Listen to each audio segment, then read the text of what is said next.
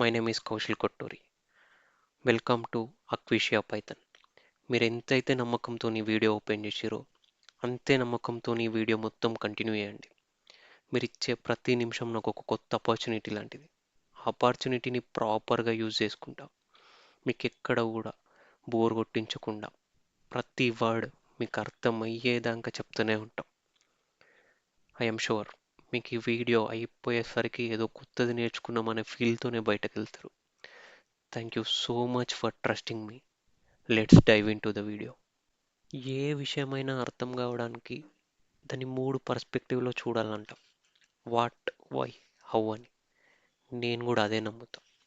So first of all మనం ఈ Python అర్థం చేసుకోవడానికి ఈ 3 పర్స్పెక్టివ్లో చూద్దాం. First thing first, what is Python? ఈ పైథాన్కి నా గూగుల్లో దొరికిన ఫార్మల్ డెఫినేషన్ ఇది. ఒకసారి చదువుదాం. Python is a interpreted high level programming language with dynamic semantics. అర్థం కాలేదు కదా? ఫస్ట్ టైం నాకు చదివినప్పుడు కూడా నాకు కూడా ఏం అర్థం కాలే. సో అర్థం కావడానికి ఏం చేద్దామంటే మనం ఒక్కొక్క వర్డ్ని తీసుకొని అదంటే ఏందో అర్థం చేసుకుందాం. అప్పుడు ఆ సెంటెన్స్ మొత్తం అర్థమైపోతుంది. సో ఫస్ట్ ఏ వర్డ్ని తీసుకుందామంటే ఈ ప్రోగ్రామింగ్ అంటే ఏందో తీసుకుందాం. అసలు ఈ ప్రోగ్రామింగ్ అంటే ఏందో ఫస్ట్ చూద్దాం. ఆ తర్వాత ఒక్కొక్క వర్డ్ని డీకోడ్ చేస్తూ పోదాం. సో దట్ మనకు ఆ సెంటెన్స్ మొత్తం అర్థమైపోతుంది. ఫస్ట్ థింగ్ ఫస్ట్, అసలు మరి ప్రోగ్రామింగ్ అంటే ఏంది? ఈ ప్రోగ్రామింగ్ అంటే ఏందో అర్థం చేసుకోబోయే ముందు ఫస్ట్ ఆఫ్ ఆల్ మనం ఇంకో వర్డ్ అర్థం చేసుకోవాలి. అదేంటంటే సాఫ్ట్వేర్ అంటే ఏంది. రండి, సాఫ్ట్వేర్ అంటే ఏంటి అంటే ఫస్ట్ ఆఫ్ ఆల్ నేను ఒక స్మాల్ ఎగ్జాంపుల్ ఇస్తాను. ఆ ఎగ్జాంపుల్తోని ఈ సాఫ్ట్వేర్ అంటే ఏందో మీకు అర్థమైపోతుంది. సో ఇప్పుడు ఏమంటే మీ బట్టలు ఏవి కూడా వాష్ చేసినవి లేవు. మీరేమో రేపు కాలేజ్కి వెళ్ళాలి. మీ అమ్మేమో ఇంట్లో లేదు, ఊరెళ్ళింది. సో ఇది మీకు ఒక పెద్ద ప్రాబ్లం. రేపు కాలేజ్కి వెళ్ళాలంటే బట్టలు కావాలి, అది కూడా వాష్ చేసినవి ఉండాలి. సో మనకేంది, ఏ ప్రాబ్లం వచ్చినా మెడిసిన్ ఒకటే అమ్మ. నెక్స్ట్ మినిట్ ఏం చేస్తాం, మనం మన అమ్మకి ఫోన్ చేస్తాం. ఫోన్ చేసి మీ ప్రాబ్లమ్ని మొత్తం ఎక్స్ప్లెయిన్ చేస్తారు. అప్పుడు అమ్మ అర్థం చేసుకొని ఆ ప్రాబ్లమ్ని మీకు ఏం చేయాలో చెప్తా ఉంటుంది. ఎలా వాష్ చేసుకోవాలో చెప్తా ఉంటుంది. ఫస్ట్ ఏమని చెప్తుంది, ఒక బకెట్ తీసుకో అని చెప్తుంది. నెక్స్ట్ అందులో వాటర్ పోయు అని చెప్తుంది. థర్డ్ స్టెప్లో ఏం చెప్తుంది, వాటర్ పోసిన తర్వాత డిటర్జెంట్ యాడ్ చేయి అని చెప్తుంది. ఫోర్త్ స్టెప్లో ఏం చేస్తుంది, అందులో బట్టలు వేసి వాష్ చేయు.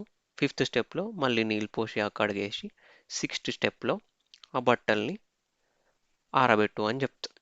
సో ఇవన్నీ ఇలా మీకు సెట్ ఆఫ్ ఇన్స్ట్రక్షన్స్ని ఎలా, ఫస్ట్ ఏమో ఆ 6 స్టెప్స్ చెప్పింది కదా, ఆ 6 స్టెప్స్ని మీరు 1 బై 1 ఫాలో అవుతూ వచ్చారు. ఓకే, 1 బై 1 ఫాలో అవుతూ వచ్చిన తర్వాత మీకు ఒక అవుట్పుట్ వచ్చింది. ఏంది, మీరు ఆ బట్టల్ని వాష్ చేయగలిగారు. ఓకేనా? ఇప్పుడు ఏమంటే ప్రజెంట్ ఉన్న జనరేషన్లో ఎవ్వరూ కూడా బట్టల్ని మాన్యువల్గా వాష్ చేస్తలేరు. అందరు ఏం చేస్తారు, వాషింగ్ మిషన్లు వేస్తారు. సో ఇప్పుడు మనం ఏం చేస్తాం, మీ ఇంట్లో వాషింగ్ మిషన్ ఉంది అని అనుకుందాం. మనం ఏం చేస్తాం, పోతాం, దానిలో డిటర్జెంట్ యాడ్ చేస్తాం, టైమర్ సెట్ చేస్తాం, స్టార్ట్ అని కొడతాం. మీరు ఎప్పుడైతే స్టార్ట్ అనే బటన్ నొక్కగానే ఆ వాషింగ్ మిషన్లో ఉన్న సాఫ్ట్వేర్ హార్డ్వేర్ కాంపోనెంట్స్కి చెప్తుంది అనమాట. మీ మమ్మీ చెప్పిన 6 స్టెప్సే అదేం చేస్తుంది, ఆ సాఫ్ట్వేర్ అనేది హార్డ్వేర్కి చెప్తుంది. ఫస్ట్ ఏంది, వాటర్ తీసుకో, స్పిన్నర్ ఆన్ చేయి, స్పిన్నర్ ఆన్ చేసిన తర్వాత ఇన్ని మినిట్స్ స్పిన్ అయిన తర్వాత డ్రయర్ ఆన్ అవుతుంది, ఆన్ అయిన తర్వాత మీ బట్టలన్నీ వాష్ అయిపోయి బయటకు వస్తాయి. సో ఇక్కడ ఏంది, సాఫ్ట్వేర్ అనేది set of instruction to the hardware. It tells the hardware how to act అని. సాఫ్ట్వేర్ అంటే ఏం లేదు, ఈ సెట్ ఆఫ్ ఇన్స్ట్రక్షన్స్ని హార్డ్వేర్కి చెప్పడం వల్ల ఆ హార్డ్వేర్ దానికి తగ్గట్టు యాక్ట్ చేసి మనకొక్క దాన్ని అవుట్పుట్ లాగా ఇస్తుంది. అర్థమైందా? Software is a set of instructions to the hardware, అంతే. సాఫ్ట్వేర్ అంటే ఏమో అర్థమైపోయింది. ఇప్పుడు ప్రోగ్రామింగ్కి రండి. అసలు ప్రోగ్రామింగ్ అంటే ఏంటంటే ఈ సెట్ ఆఫ్ ఇన్స్ట్రక్షన్ని రాయడాన్ని మనం ఏమంటామంటే ప్రోగ్రామింగ్ అంటాం. ప్రోగ్రామింగ్ అంటే ఏం లేదు, సాఫ్ట్‌వేర్ క్రియేట్ చేయడానికి సెట్ ఆఫ్ ఇన్‌స్ట్రక్షన్స్ కావాలి కదా! ఆ సెట్ ఆఫ్ ఇన్‌స్ట్రక్షన్స్‌ని రాయడమే ప్రోగ్రామింగ్. మరి కోడ్ అంటే ఏంది? కొంతమంది కోడ్ అంటారు కదా! కోడ్ అనే వర్డ్ చాలా వాడతాం. యాక్చువల్ కోడ్ అంటే ఏంది? The instructions that we write to create a software is called a code. ప్రతి ఒక్క ఇన్‌స్ట్రక్షన్‌ని ఒక సెట్ ఆఫ్ ఇన్‌స్ట్రక్షన్ ఏమో సాఫ్ట్‌వేర్ అంటున్నాం. సెట్ ఆఫ్ ఇన్‌స్ట్రక్షన్‌ని రాయడాన్ని ఏమంటున్నాం? ప్రోగ్రామింగ్ అంటున్నాం. ఆ సెట్ ఆఫ్ ఇన్‌స్ట్రక్షన్‌లో ప్రతి ఇన్‌స్ట్రక్షన్ ఉంటది కదా! మనం రాసిన ఇన్‌స్ట్రక్షన్. దాన్నేమని పిలుస్తామంటే కోడ్ అని పిలుస్తాం. ఓకేనా? మీకు 3 థింగ్స్ క్లియర్ అయిపోయినాయి. ఫస్ట్ వన్ సాఫ్ట్‌వేర్ అంటే ఏంది? ప్రోగ్రామింగ్ అంటే ఏంది? కోడ్ అంటే ఏందో కూడా క్లియర్ అయిపోయింది. మీకు ఇప్పుడు ప్రోగ్రామింగ్ అంటే ఏందో అర్థమైపోయింది కదా! నెక్స్ట్ వర్డ్ ఏమంటే ఈ హై లెవెల్ లాంగ్వేజ్ అంటే ఏంటి అసలు? హై లెవెల్ లాంగ్వేజ్ అంటే ఏందో చూద్దాం. హై లెవెల్ లాంగ్వేజ్ అంటే ఏం లేదు. మన హ్యూమన్ బీయింగ్స్‌కి చదవడానికి, రాయడానికి, అర్థం చేసుకోవడానికి వీలుగా ఉండే లాంగ్వేజ్‌ని మనం ఏమంటామంటే హై లెవెల్ లాంగ్వేజ్ అంటాం. Python, Java, C plus plus ఇవన్నీ గూడా ఏమంటే హై లెవెల్ లాంగ్వేజెస్. ఎందుకంటే వాటిలో రాసిన కోడ్ అంతటిని గూడా మనం చదవచ్చు, ఈజీగా రాయగలుగుతాం, అలాగే అర్థం చేసుకోగలుగుతాం. కాబట్టి ఈ లాంగ్వేజెస్ అన్నిటిని గూడా హై లెవెల్ లాంగ్వేజెస్ అంటాం. బట్ ఇక్కడ ఒక ప్రాబ్లమ్ ఏముందంటే మన కంప్యూటర్‌కి ఈ హై లెవెల్ లాంగ్వేజ్ అనేది అర్థం గాదు. ఎందుకు అర్థం గాదు? మరి దానికి ఏ లాంగ్వేజ్ అర్థమైతది అంటే, బైనరీ అని ఒక లాంగ్వేజ్ ఉంటది. అది మాత్రమే అర్థమైతది మన కంప్యూటర్‌కి. రైట్? బైనరీ అనే లాంగ్వేజ్ ఉంటది. అది మాత్రమే అర్థమైతది. మరి ఈ బైనరీ లాంగ్వేజ్ మాత్రమే ఎందుకు అర్థమైతది? అసలు ఈ బైనరీ లాంగ్వేజ్‌కి ఈ పేరెలా వచ్చింది అంటే, బై అంటే ఏంటి? 2 అని గదా అర్థం. సో, ఈ లాంగ్వేజ్ అంతా గూడా మనం చూస్తే ఓన్లీ 2 థింగ్స్‌తోని ఫార్మ్ అయ్యి ఉంటది. ఒకటి 0, ఒకటి 1. ఈ లాంగ్వేజ్ మొత్తంలో మనకి ఈ 2 సింబల్స్ మాత్రమే కనబడతాయి. ఒకటి 0, ఒకటి 1. ఈ 2 థింగ్స్‌తోని ఫార్మ్ అయింది గాబట్టి దీన్ని మనం బైనరీ లాంగ్వేజ్ అని అన్నాం. మరి కంప్యూటర్‌కి ఓన్లీ ఈ లాంగ్వేజ్ మాత్రమే ఎందుకు అర్థమైతదంటే, మన కంప్యూటర్ మొత్తం గూడా ఎలక్ట్రిక్ సిగ్నల్స్‌తోనే ఆపరేట్ అయితది. ఈ ఎలక్ట్రిక్ సిగ్నల్స్‌లో ఓన్లీ 2 స్టేట్స్ ఉంటాయి. ఒకటి ఆన్ స్టేట్ లేదంటే ఆఫ్ స్టేట్. మన కంప్యూటర్ అంతా గూడా ఎలక్ట్రిక్ సిగ్నల్స్‌తోని ఆపరేట్ అయితది. అది ఓన్లీ 2 స్టేట్స్ ఉంటాయి అందులో. ఒకటి ఆన్ స్టేట్ లేదంటే ఆఫ్ స్టేట్. ఈ 0 అనేది ఏం రిప్రజెంట్ చేస్తదంటే ఆన్ స్టేట్ ఆఫ్ స్టేట్‌ని రిప్రజెంట్ చేస్తది. Off state. 1 అనేది దేన్ని రిప్రజెంట్ చేస్తదంటే ఆన్ స్టేట్‌ని రిప్రజెంట్ చేస్తది. కాబట్టి మన కంప్యూటర్‌కి బైనరీ లాంగ్వేజ్ మాత్రమే అర్థమైతది. బట్ మనం రాసే ఈ హై లెవెల్ లాంగ్వేజ్ ఏమంటే it has less control over the hardware. మరిప్పుడు ఎట్లా? మనం రాసిన ఈ హై లెవెల్ లాంగ్వేజ్ ఏమో కంప్యూటర్‌కి అర్థం కాదు. కంప్యూటర్‌కేమో బైనరీ లాంగ్వేజ్ మాత్రమే అర్థమైతది. పోనీ మనం బైనరీ లాంగ్వేజ్‌లో రాద్దాం మన కోడు, బైనరీ లాంగ్వేజ్‌ని అర్థం చేసుకోవడానికి ప్రయత్నిద్దాం అని అనుకున్నామనుకో, ఇప్పుడు ఒకటి చూడండి. మనం 5ని నార్మల్‌గా ఇలా రాస్తాం. ఇలా రాస్తే మనకు అర్థమైతది. బట్ దీన్ని బైనరీ లాంగ్వేజ్‌లో ఎలా రాస్తారంటే 101 అని రాస్తారు. ఇది మనకు అర్థం గాదు. ఇప్పుడు 2ని ఎలా రాస్తాం? ఇలా రాస్తాం డెసిమల్‌లో అయితే. బట్ ఇది బైనరీ లాంగ్వేజ్‌లో ఎలా రాస్తారంటే 10 అని రాస్తారు. ఇదెట్లా కొంచెం కాంప్లికేటెడ్ ఉంది గదా! అర్థం చేసుకోవడానికి చూడంగానే అర్థం కావాలన్నా గూడా కొంచెం కాంప్లికేటెడే. ఈ కన్వర్షన్ నేను నెక్స్ట్ వీడియోలో చెప్తా. బైనరీ నుంచి డెసిమల్‌కి ఎలా కన్వర్ట్ జేయాలి? డెసిమల్ నుంచి బైనరీకి ఎలా కన్వర్ట్ జేయాలి? It is important. నేను నెక్స్ట్ వీడియో అదే జెప్తాను. సో, ఇప్పటికి ఏమంటే ఈ బైనరీ లాంగ్వేజ్ అనేది మనకు రాయడానికైనా, చదవడానికైనా కొంచెం కష్టం. సో, మనం ఇప్పుడు ఏం గావాలా? ఒక సిట్యుయేషన్ తీసుకోండి. మీరు ఫ్రాన్స్ ఎళ్ళిండ్రు. ఫ్రాన్స్ ఎళ్ళినాక అక్కడ ఒక మనిషి ఉన్నాడు. ఆయనతోని మీరు కమ్యూనికేట్ కావాలనుకుంటున్నారు. మీకేమో ఓన్లీ ఇంగ్లీష్ మాత్రమే వచ్చు. ఆయనకేమో పాపం ఓన్లీ ఫ్రెంచ్ వచ్చు. ఆయనకి ఇంగ్లీష్ రాదు, ఏం రాదు. ఓన్లీ ఫ్రెంచ్ వచ్చు.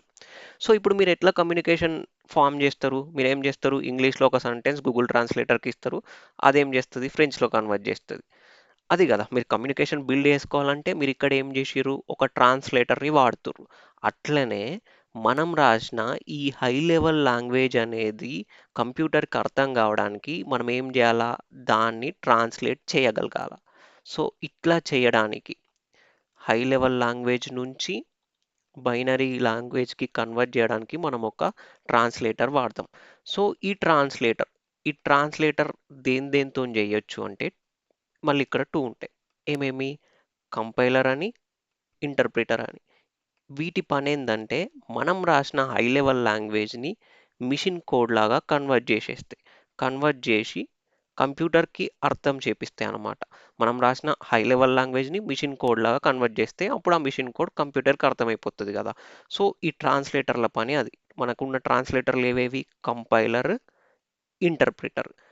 మరి ఇవి రెండు చేసే పని సేమ్ అయినప్పుడు డిఫరెంట్ నేమ్స్ ఏమున్నాయి? డిఫరెన్స్ నేమ్ ఎందుకు వచ్చింది? అసలు కంపైలర్కి ఇంటర్ప్రిటర్కి మధ్య డిఫరెన్స్ ఏంటంటే అది ఇప్పుడు మనం చూద్దాం. ఓకేనా? మరి కంపైలర్కి ఇంటర్ప్రిటర్కి మధ్యలో డిఫరెన్స్ ఏంది అంటే మనం ఈ డిఫరెన్సెస్ని ఫోర్ థింగ్స్ బేస్ చేసుకొని చూద్దాం. ఓకేనా? ఫస్ట్ దేంతో చూద్దామంటే ఎర్రర్స్తో చూద్దాం. సో ఇప్పుడు మీరు ఎప్పుడైతే కంపైలర్లో మనం జావా ప్రోగ్రామ్ని ఆర్ సి ప్లస్ ప్లస్ ప్రోగ్రామ్ని రన్ చేసినప్పుడు ఏం చేస్తుందంటే అందులో ఆ ప్రోగ్రామ్ మొత్తంలో ఎన్నైతే ఎర్రర్స్ ఉన్నాయో వాటన్నిటినీ మనకు త్రో చేస్తుంది.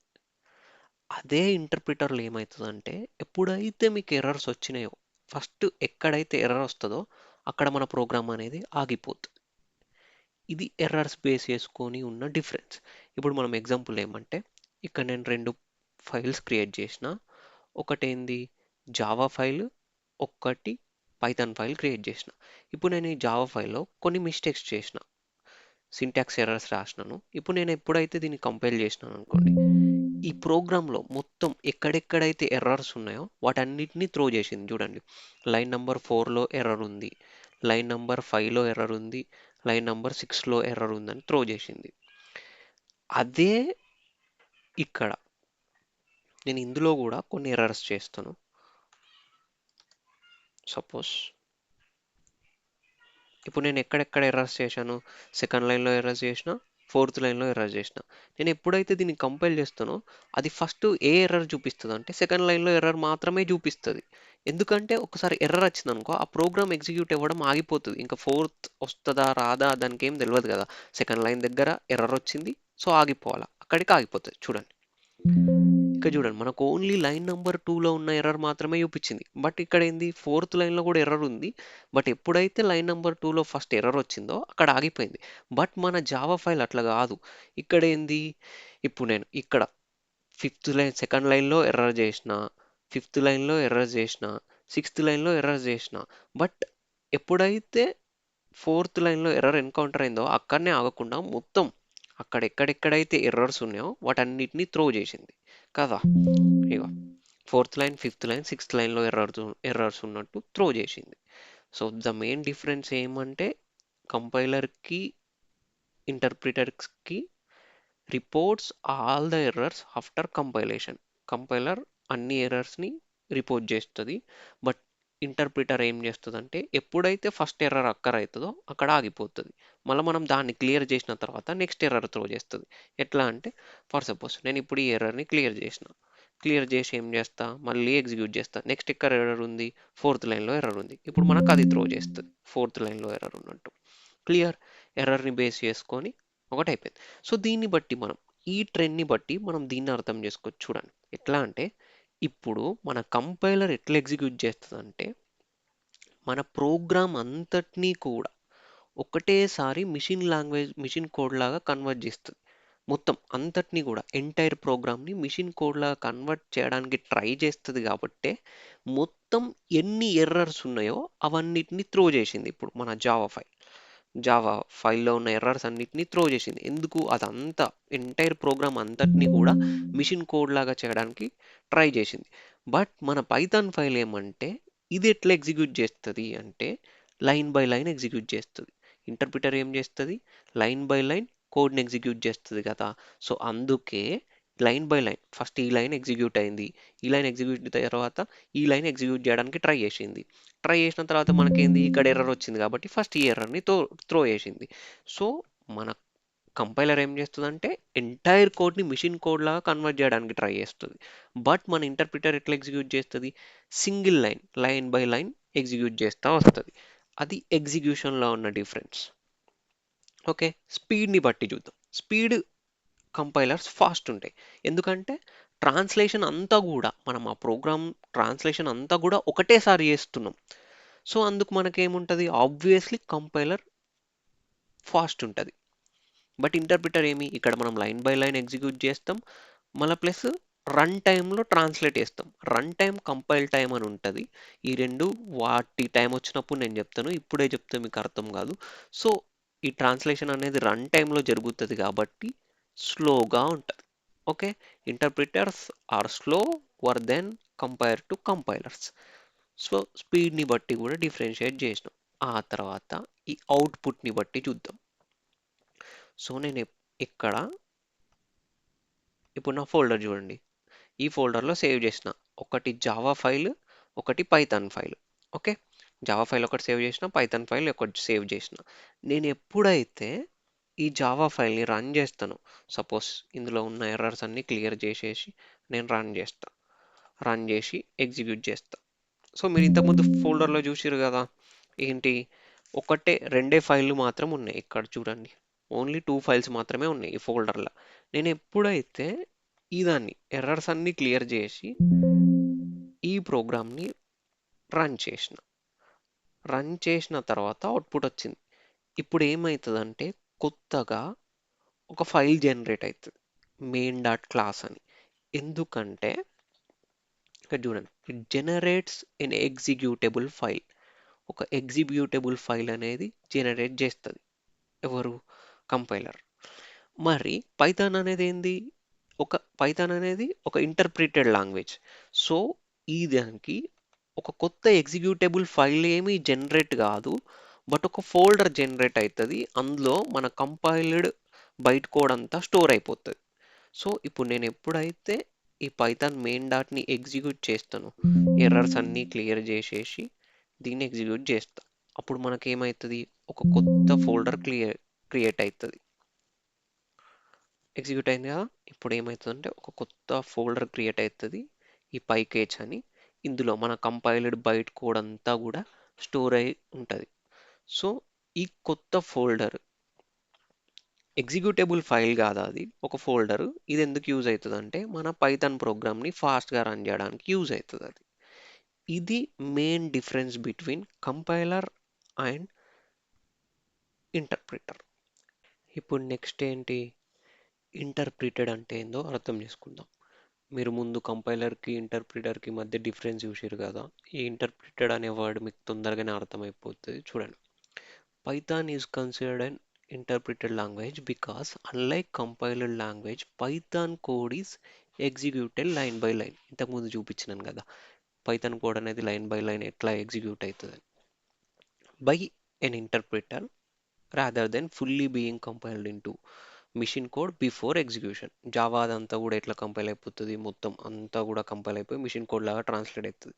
బట్ మన పైథాన్ కోడ్ అనేది ఎట్లా ఒక్కొక్క లైన్ మాత్రమే ఎగ్జిక్యూట్ అవుతుంది. సో ఇంటర్ప్రిటెడ్ అంటే మీకేందో అర్థమైపోయింది.